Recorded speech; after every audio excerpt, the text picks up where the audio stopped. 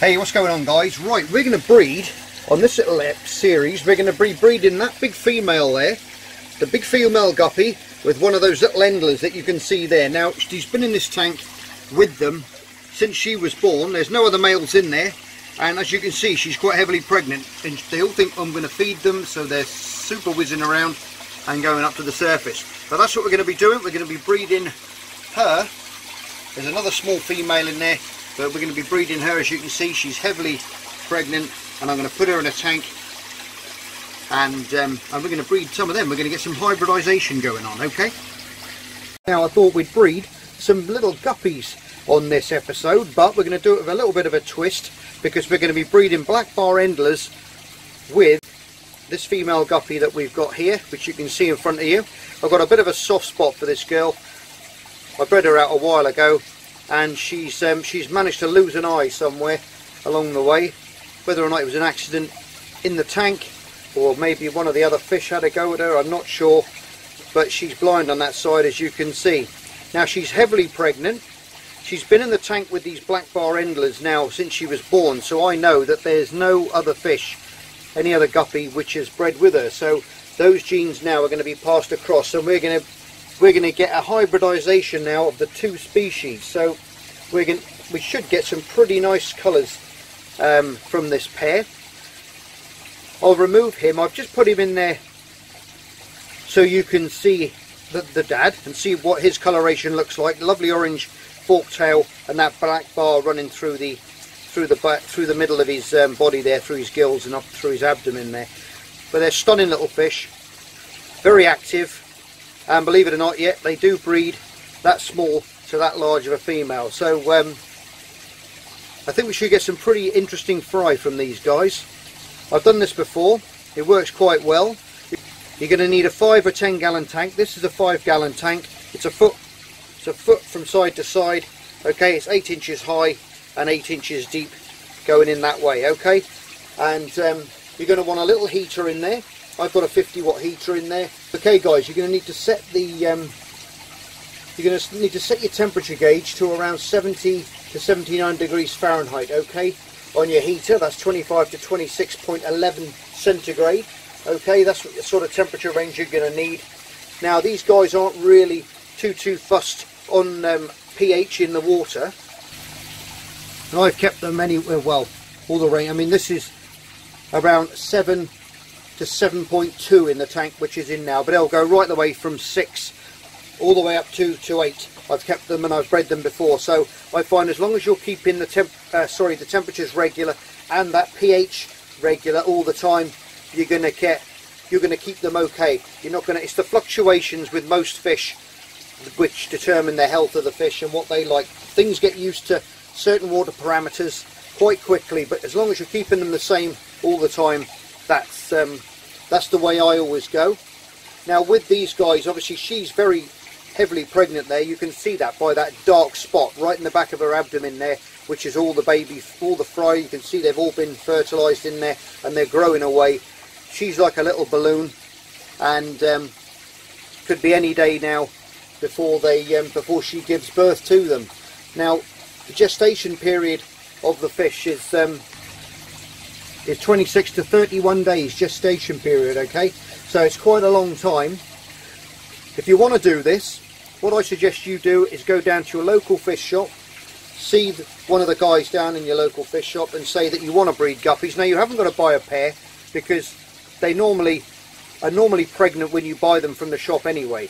So if you can pick yourself a nice colourful female, and they're breeding some nice ones out now, lovely colorations in the females as well. She's not that colourful, but we're not too fussed about that, because we're going to have a hybridization thing going on. And like I said, they're already going to be pregnant when you buy them from the shop.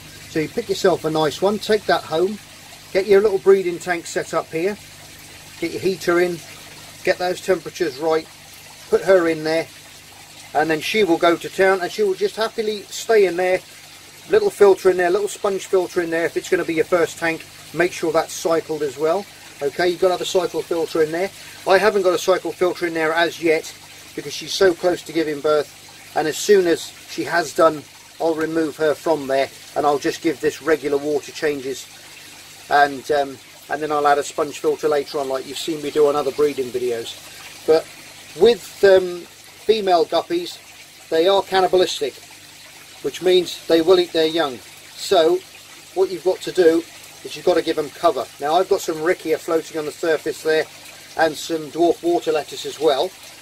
I haven't put anything on the bases yet because I'm going to remove the male and he would just scarper in amongst it and hide away, and it will make him even more stressed. So I've got a nice half a coconut shell with some anubias on, a little bit of fern and some Java fern as well, which is going to give the fry a lot of cover, because believe it or not, as soon as they hatch they sink.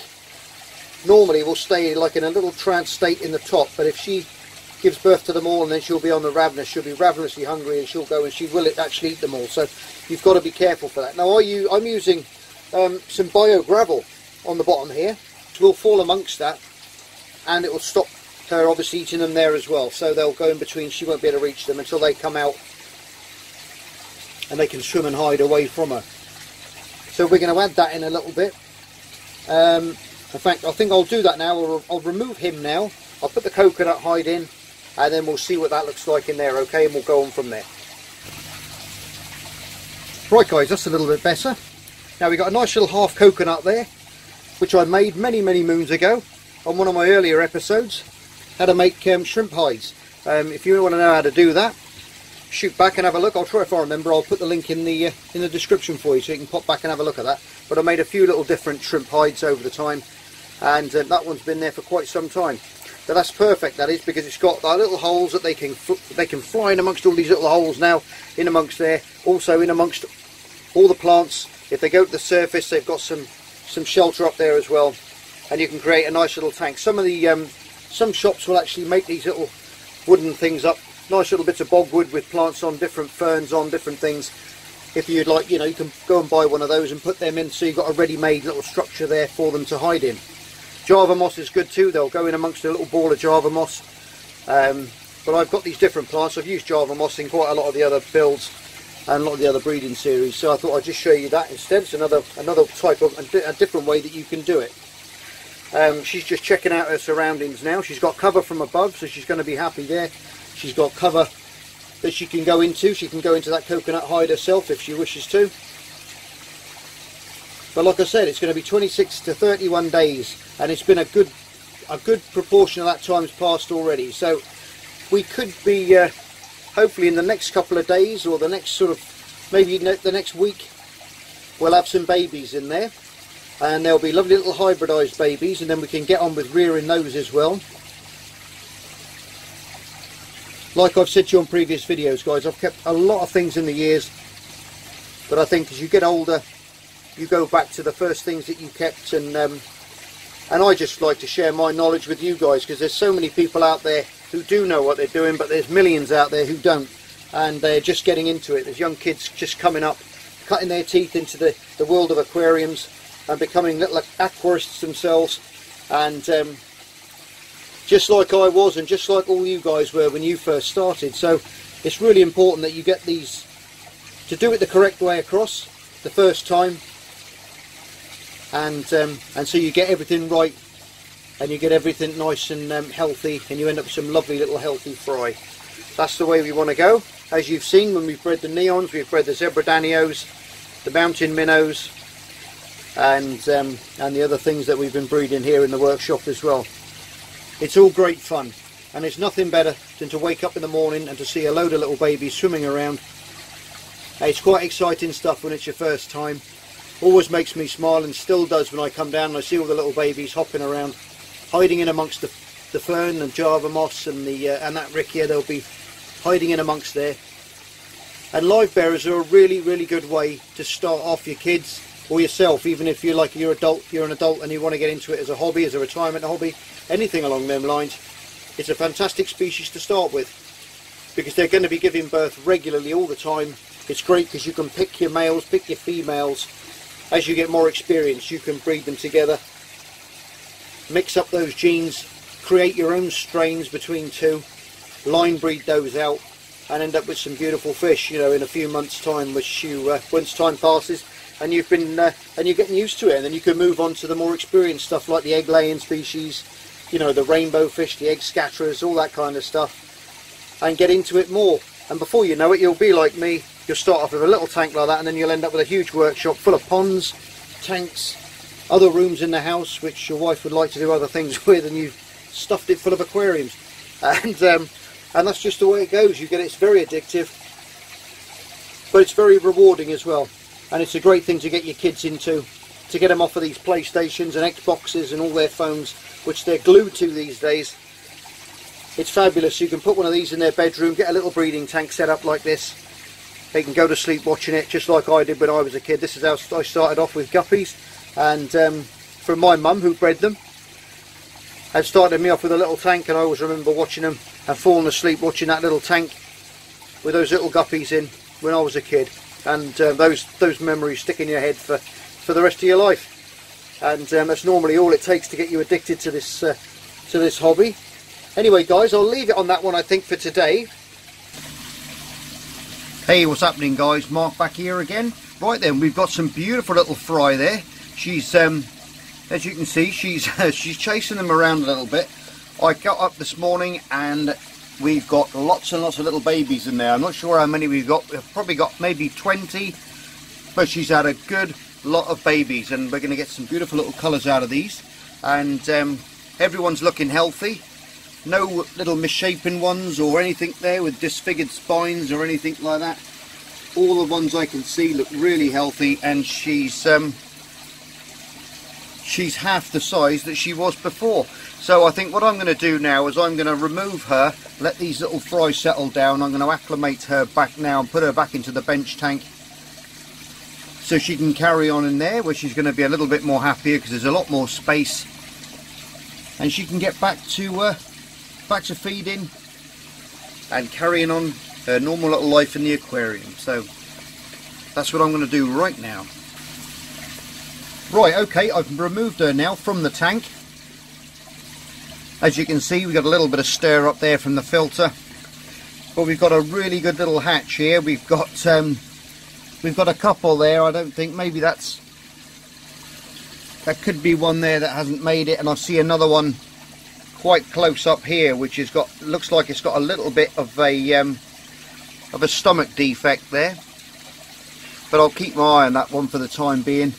But the rest of them look pretty good. Now there's also a large little group of them around the back of the Java fern there as well. It's probably about the same as we've got there, so we've got probably over 20 in there, which is fantastic. We've got a really nice little group out that we can bring on, and I can show you guys how to bring them along. Now these little guys are very, let me just turn the workshop light off a minute, and it'll probably save on a bit of that glare. That's a little bit better for you.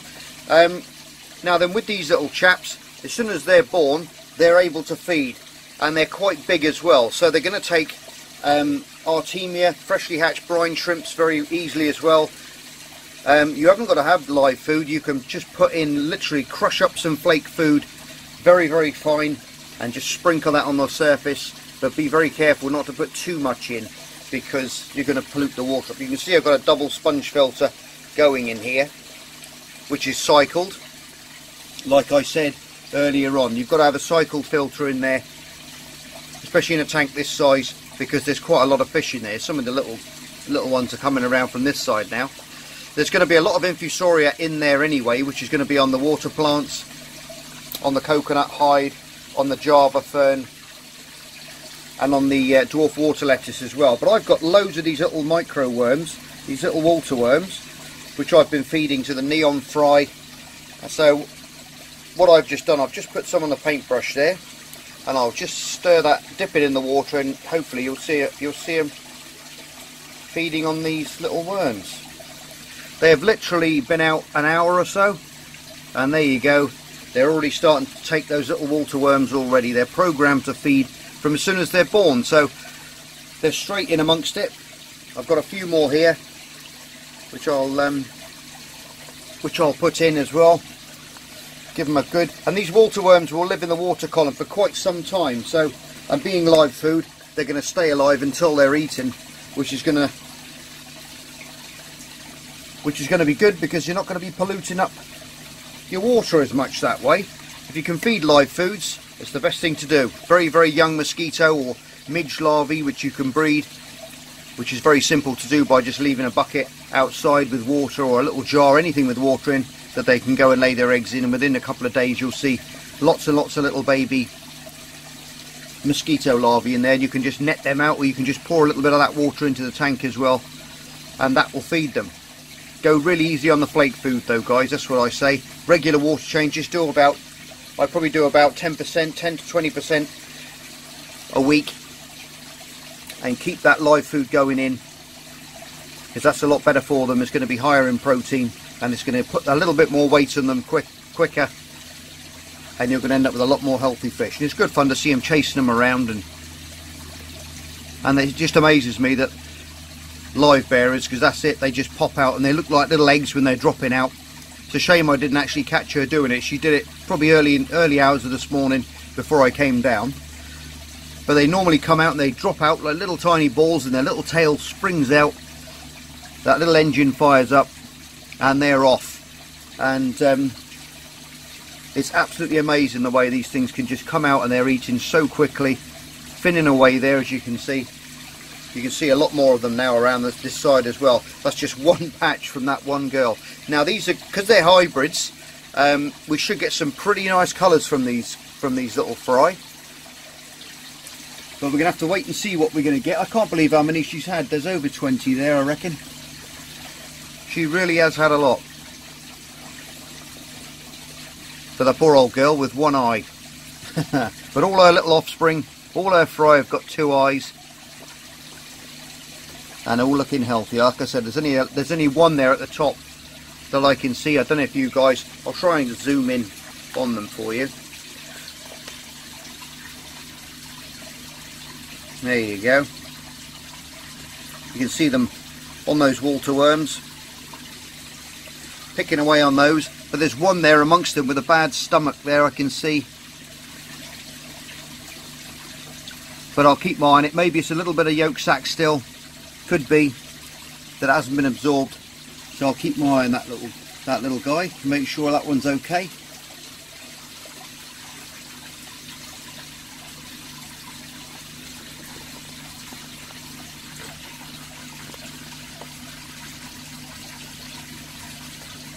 Look at that, fantastic stuff. And guppies, guys, like I said, if you're new to the hobby, these are one of the best little fish to keep to start, because like you can just go down, like I said earlier in the video, you can just go down to your local pet shop, look in there, have a chat with them, pick out a really nice colourful female, look for that dark spot on the back of the abdomen, and you're guaranteed they're going to be pregnant. So you really just have to buy one, take it home, put it in a little tank the same size as this, like I said before, and within, you know, that time range, you're going to have a load of little babies like this, and you can bring them on. And it's a really rewarding thing to do, especially for kids and adults alike, really. Brilliant stuff. Right, okay guys, I completely forgot about the 8,000 sub giveaway, but here it is. Here's that little tiny tank that I made a good while ago now, and it's got that lift tube coming up the back, as you can see there. This is going to be filled with media. I've got a couple of things to do. I've got to put a new airline in there with the airline going on, so as that air rushes up that pipe and then goes over the top and back in, and we're going to fill that with some bio home gravel or some ultimate with a nice piece of sponge from the inside, and then that water will be drawn through the sponge, through the inside there, as the air rushes up, taking that water with it back over into the top. It's a little prototype tank I made with a nice little lid on it which goes over, and you can easily fit a little LED light in the top of there. Right, okay guys, we're going to do this pick for this little tank that we did a while back on the 8,000 sub giveaway. So I'll just go into there and we'll go into pick a winner. Right, there you go, Dawn. That little tank now is all yours. Congratulations there for winning. If you get in touch with me via my Facebook group, you can hook me up on Messenger there, and you can send me your address and I'll get that straight out to you in the post. Okay, thank you for all your other guys that left comments, and I wish I could give you all one of these little tanks, because you're all stars, and you know I love you loads, and thanks for tuning in, and thanks for being part of the channel. Anyway, Dawn, there you go, that one's yours. Hope it works out for you, and I'll add everything you need in there when I send it, media, stuff like that, bit of bio home in there, and I'll get that in the post to you, okay? Magic stuff. Anyway guys, what I'm going to do now is I'm going to give you regular updates on these little guys as they're growing up. And don't forget, if you want to do this, it is one of the easiest things in the world to do. It's really simple to do, and it's one of the first things to get into tropical fish keeping is the old Guppies and Endlers. Such a vast array of colours there, really is. They're breeding out some absolutely stunning ones these days. But to hybridise them like this, it's just a little different twist on things. That's why I'm going to do it. Just thought I'd do something a little bit different, just to show you that it can be done, and hopefully we'll get some nice colours out. Anyway guys, tune in on the next one, and it'll be probably a couple of weeks, 2 or 3 weeks down the line, and they'll put on a bit more weight, because it does take them quite some time to get in when their colours start to come in, and I'll start doing a bit more filming then, and then I'll add all the videos together, okay? Anyway guys, as always, your stars, thanks for tuning in, love you loads, and I'll see you on the next edition of Marks Aquatics. Take care, bye for now. Just me and my guitar.